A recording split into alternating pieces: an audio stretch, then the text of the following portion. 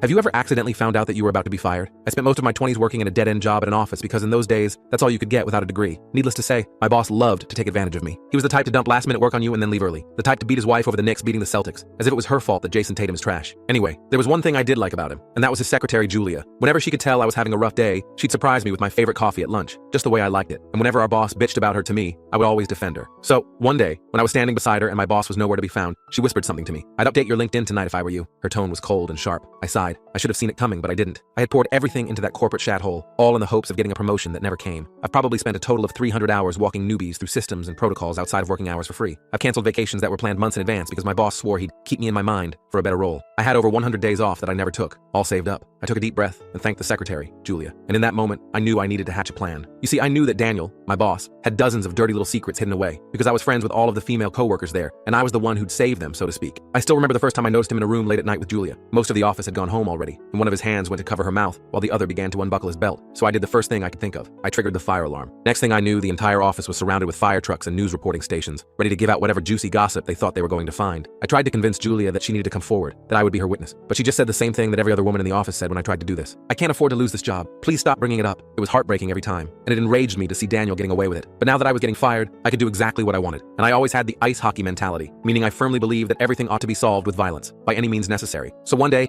I asked my sister if she could hang around outside of work and follow my boss home. For context, she is a bad bitch and looks harmless. So if she somehow got caught, Daniel wouldn't assume it was me behind it all. She managed to plant evidence to frame him for cheating on his wife, which he obviously was. She threw one of her earrings into the back seat of their car, left a pair of red-hearted undies by their kitchen counter, a suggestive note by the plant pot, and as if by fate, it just so happens that Daniel sleeps with all his windows open. So this was extremely easy to do. A few days later, on the day I was meant to be fired, Daniel never came into work. When I asked Julia what was going on, she told me that he and his wife were going through a sudden divorce. I couldn't even hide my smirk. Julia laughed too, but only because she thought it was karma in the works, instead of yours truly. I knew things were getting really good when he finally returned to work, because for the first time ever, he went the entire day without yelling or trying to take advantage of the interns. Like, wow. So that's when I struck again. Or at least, my sister did. That day, I brought Daniel his coffee, but instead of his usual, it was a decaf latte, along with a side of 3 crushed up Benadryl. And sure enough, he ended up going home early in an Uber because he must have had a bad night's sleep last night. That night, my sister snuck into his home and found his depression meds, and she switched it for some harmless vitamin C capsules. Lol. The next day, Daniel looked like crap. His eyes were bloodshot and glassy, his hair was greasy like he had skipped a shower that morning, and he couldn't even make eye contact with anyone, let alone fire me. Me and Julia even joked that he looked like a zombie from that Game Plants vs. Zombies LMAO. I'm still not sure what I expected to happen next. Maybe for him to quit and move somewhere else, or to slowly become a better person. Boy, was I wrong. Because a week later, as I had my feet on the coffee table while enjoying some Breaking Bad on Netflix, I got the call. It was Julia. She was in tears and could barely get the words out. "Daniel, he took own life. Dead." My heart dropped. I immediately hung up the phone. That's when I heard a knock at the door. I opened it to see his wife death staring me. The rest of the full story is on my channel and linked below.